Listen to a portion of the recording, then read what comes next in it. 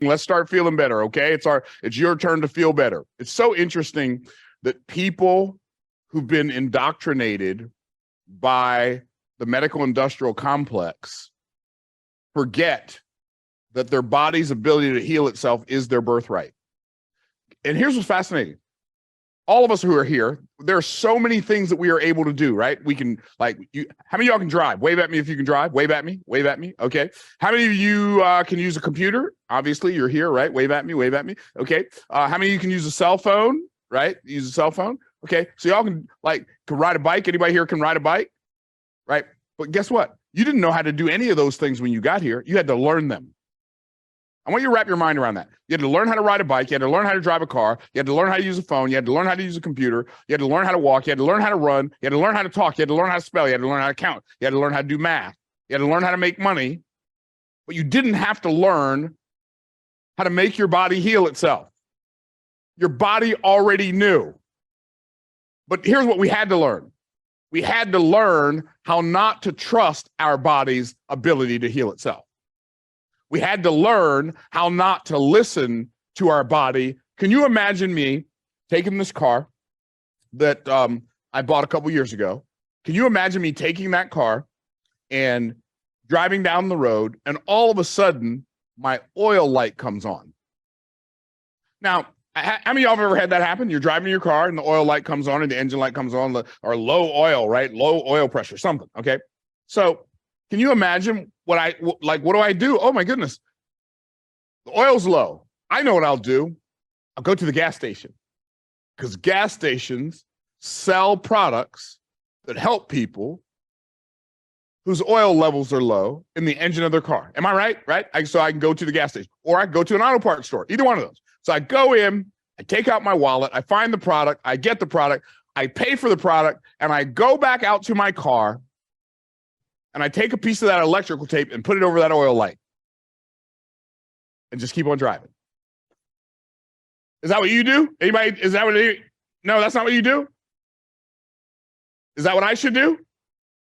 No. Let me know in the chat. Should I take that piece of tape and cover the oil light? Because the oil light it's called an indicator light, right? So I should cover up the indicator, and if I cover up the indicator, now that means I no longer have the problem. Well, here's what I know y'all thinking about this. Y'all are thinking, I thought Dr. Glenda said this dude was smart, right? He is dumb as a box of rocks. He's putting tape on his indicator light. But see, none of us would ever do that in a car. But since we've already done it now, the tape's already there. I can't see the oil light anymore. I might as well keep on cruising down the street. And guess what? Eventually, as long as I keep that tape there, the oil light's not bothering me anymore. The tape's there. I'm good. Eventually, my car's going to start making a funny sound. It's going to start going tick, tick, tick, tick, tick, tick, tick, tick, tick, tick, tick, tick, tick, tick, tick, tick, tick. So I don't know about you, but I don't like my car making that sound. Do you like it when your car makes funny sounds? I don't like it when my car makes funny sounds. So I'm going to do what any logical human being would do. I'm going to turn to my favorite radio station and crank it up as high as I can. And I don't have to hear the tick, tick, tick, tick, tick, tick, tick anymore, right? That's better. That's a good way to fix that problem, right? So now I don't have to deal with the indicator light. I don't have to deal with the ticking. And now my car is fine. You say, Myron, this is the dumbest illustration ever. Thank you for sharing. So the reason I'm showing you this illustration, as ridiculous as it sounds, there's not one of us that would do that with a $50,000 or $100,000 or $300,000 car, but we do it with our body that's priceless all the time. When I cover up the oil light, when I cover up the indicator, the thing that's showing me something is wrong, when I cover it up, I'm not only not fixing the problem, I'm making the problem worse faster. Can I get a witness? Where are my people, right? I'm making the problem worse faster. And here's the fascinating thing about it. It doesn't, if I keep the tape on the oil light and I keep the radio turned up, I don't have to hear the noise. I don't have to see the indicator light. But eventually that tick, tick, tick, tick, tick, tick, tick is going to turn into a clank, clank, clank, clank, clank, clank, clank, clank. There's going to be one last clank, and now the engine doesn't work anymore. So you know what I do?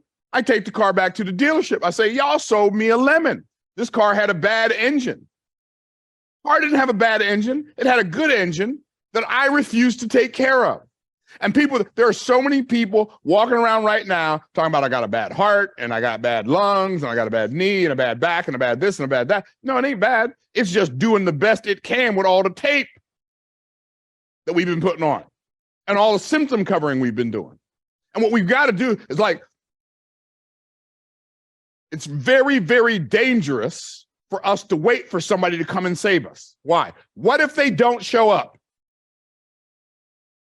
Like, what if they don't show up? Like, I've got to take responsibility and be yielded to God. And I'm telling you, if you will focus on trusting a real, like somebody who cares about you getting better, not just somebody who cares, who wants to profit off of your decline into death, somebody who cares about you getting better, you will trust somebody like Dr. Glenda. You will look in the mirror a year from now. You might not even recognize yourself. How many of y'all ready for your life to change? Give me an I am in the chat. Give me an I am in the chat. I am ready to change your life. We ain't going to talk about it. We ain't going to placate it. We ain't going to pretend. We ain't going to try to impress somebody. Like today is the day my life change begins. I'm already working with her. She's already coaching me on my health. I'm going to be about the strongest. I'm 61. I'll be 62 in a couple months. I'm going to be the strongest 62-year-old you ever seen in your life. Don't play yourself. Don't get played by the enemy. Let's decide that from this day forward, we're going to do everything in our power to make sure that we live the highest possible quality of life so that we can be there for the people we love the most. God bless y'all. Stay awesome. Appreciate y'all listening in tonight. Dr. Davis, I'm going to turn it back over to you.